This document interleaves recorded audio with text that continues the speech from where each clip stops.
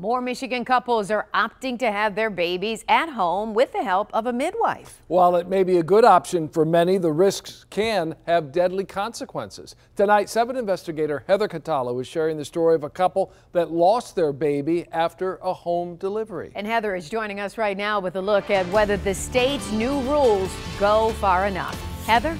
Dave and Carolyn, home births are on the rise. In 2017, 1,283 women in Michigan chose to have their babies at home, and many of those women used a midwife to deliver. The state of Michigan is about to require all midwives to be licensed, but many are asking if that's enough to keep moms and babies safe. It's not fair. It's not in any way how things should have gone, and it shouldn't be this way for anyone else. Jasmine and John Dancy's son, Jonah, was born last February, but he only lived for 3 days. He was having seizures.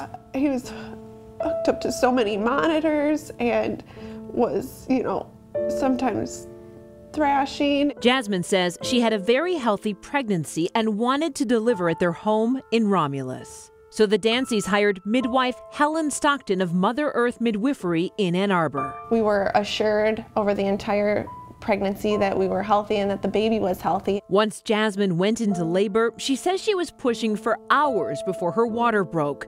And then the midwife made a shocking announcement. At that point, she mentioned, I think, to myself and everybody that was in our room that this is a surprise breech baby. Breech means Jonah's head was still facing upwards, and medical experts say breech deliveries are extremely risky. It's obstetrics 101. Medical malpractice attorney Brian McKean has sued several midwives, and he's now representing the Dancys. It is extremely rare, even in a hospital these days, for an obstetrician to undertake a breech delivery. But it's unthinkable that one would undertake a breech delivery in a home situation where there's not electronic fetal monitoring available. The Dancys say the midwife encouraged Jasmine to keep laboring at home. She advised us against a C-section. She said that those risks far outweighed her suggestion to stay at home. According to the notice to sue that the Dancys have sent to the midwife, about 15 minutes after Stockton announced that the baby was breech, family members called 911. 911, where's your emergency? Yeah, my daughter just is having a baby at home and has complications. The Dancys say the midwife told Jasmine there was no need to head to the hospital, and Stockton refused to talk to paramedics, so they left. By the time Jonah was born, he wasn't breathing, so another ambulance was called. Please. What's the address of your emergency? She just had a baby and it's not breathing. Please hurry. Okay, they're coming, sir. They're coming. Paramedics rushed Jonah to the hospital, but after 3 days on life support, Jonah died. Those 3 days were the toughest, worst, hardest days of my life. We tried to find Stockton to hear her side of this story. Doesn't really look like anyone's there. So we stopped by her home. Hi, are you Helen? Yeah. Hi, I'm Heather Catalo from Channel 7. We wanted to talk to you about the Dancy family. But Stockton wasn't interested in talking. Helen, we just want to talk to you. Stockton isn't the only midwife 7 Action News has investigated. Back in 2011, we showed you how mothers like Nebras Mawson wanted Michigan to do more to license and regulate midwives. She shattered our dreams totally.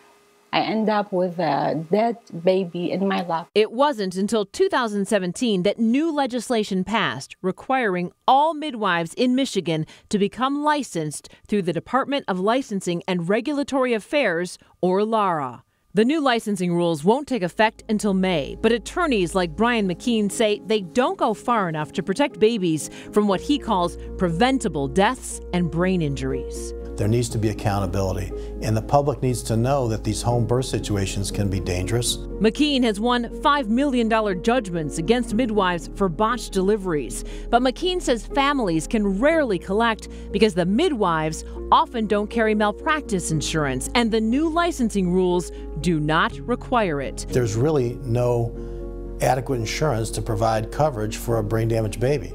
The cost of care for a brain damaged baby can be tens of millions of dollars.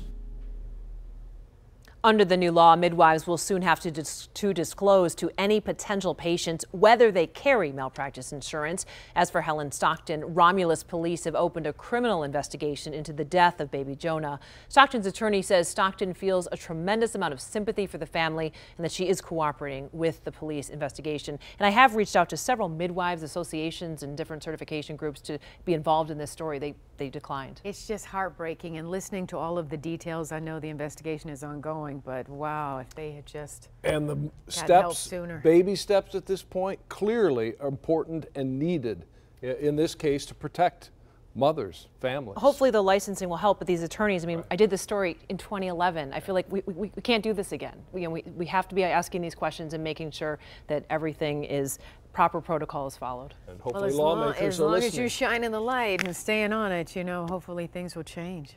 Heather, thank you.